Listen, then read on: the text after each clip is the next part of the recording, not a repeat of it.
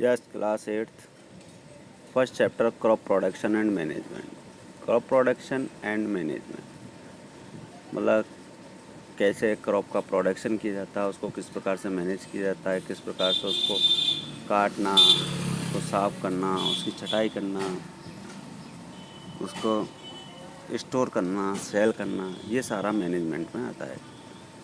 पहली and Boojho went to their uncle's house during the summer vacation. Summer vacation के दौरान पहली और बूजो अपने अंकल के घर गए थे। दियर अंकल इज ए फार्मर, उनके अंकल एक फार्मर हैं। वन डे दे सा सम टूल्स लाइक खुरपी, sickle, shovel, plough etcetera in the field. एक दिन उन्होंने मतलब उनके खेत पर, उनके फील्ड पर उन्होंने क्या देखे थे? खुरपी, सिकल, सोवेल, प्लो, ये सारी चीज़ें देखी थी।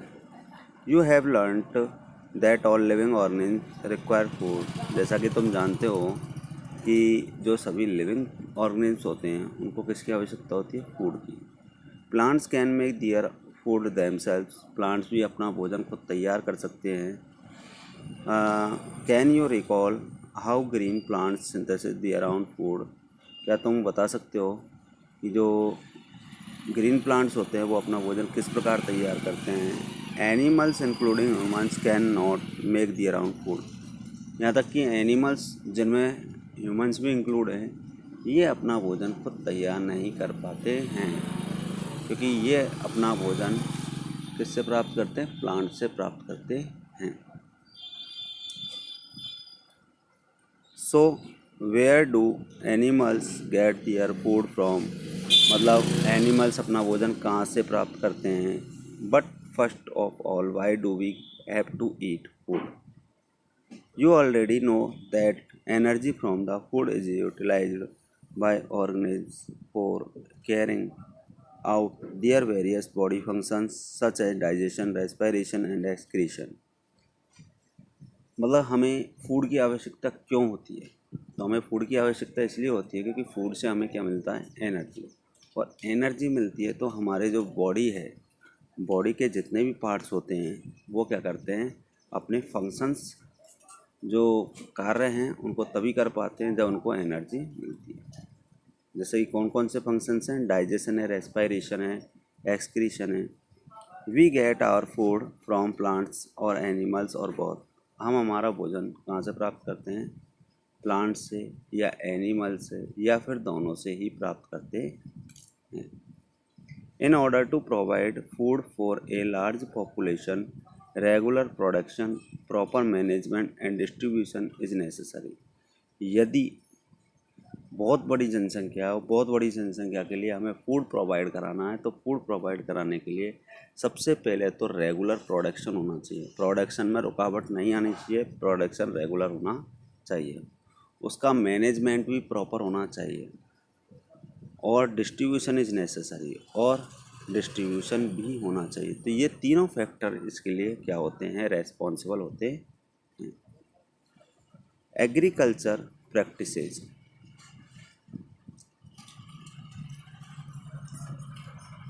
When plants of the same kind are cultivated at one place on a large scale, it is called crop। when जब सेम काइंड मतलब एक ही तरीके के जो प्लांट्स हैं वो क्या किए जाते हैं? एक बड़े स्केल पर और एक ही जगह पर कल्टीवेट किए जाते हैं, तो उसे कहा जाता है क्रॉप। क्या कहा जाता है? Crop. For example, crop of wheat means that all the plants grown in a field are that of wheat। Crop of wheat, जो wheat की फसल होती है उसका मतलब होता है all the plants grown in a field.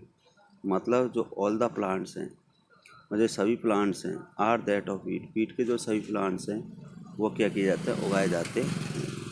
You already know, तुम पहले से ही जानते हो, दैट की crops are of different types like cereals, vegetables and fruits. मतलब जो क्रॉप्स होते हैं, डिफरेंट टाइप्स के, अलग अलग प्रकार की जो क्रॉप्स होती हैं, जैसे कि सीरियल्स हैं, वेजिटेबल्स हैं एंड फ्रूट्स हैं। These can be classified on the basis of the season in which they grow।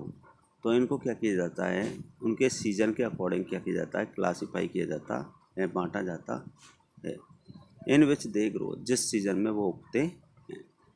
India is a vast country, India यानी भारत एक बहुत बड़ा देश है।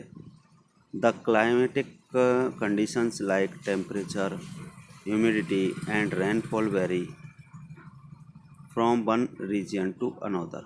जो क्लाइमेटिक कंडीशन होती है जैसे कि टेम्परेचर है, ह्यूमिडिटी है, रेनफॉल है, ये एक रीजन से और दूसरे रीजन से बहुत जिम्मेदार होती हैं। Accordingly there is a rich variety of crops grown in different parts of the country. Despite this diversity two broad cropping patterns can be. मतलब यहाँ दो प्रकार के पैटर्न होते हैं, एक तो है खरीफ क्रॉप्स और एक है रबी क्रॉप्स। खरीफ क्रॉप्स में क्या होता है, जो खरीफ क्रॉप्स होती है वो बरसात के सीज़न में उगाई जाती है, रेनी सीज़न में उगाई जाती है। और रेनी सीज़न जो होता है वो इंडिया के अंदर जून से और सितंबर तक होता है। तो इसमें कौन कौन सी क्रॉप्स आती हैं, पैडी, मेज, सोयाबीन, ग्राउंडनट एंड कॉटन, ये सभी खरीफ क्रॉप्स में होते हैं। Rabi crops, the crops grown in winter season, ये क्रॉप उगाई जाती है विंटर सीजन में अक्टूबर से मार्च तक। मतलब अक्टूबर में इसको ग्रो किया जाता है और मार्च में इसको हार्वेस्ट कर दिया जाता है। और इसमें आते हैं examples wheat, gram, pea, mustard and linseed.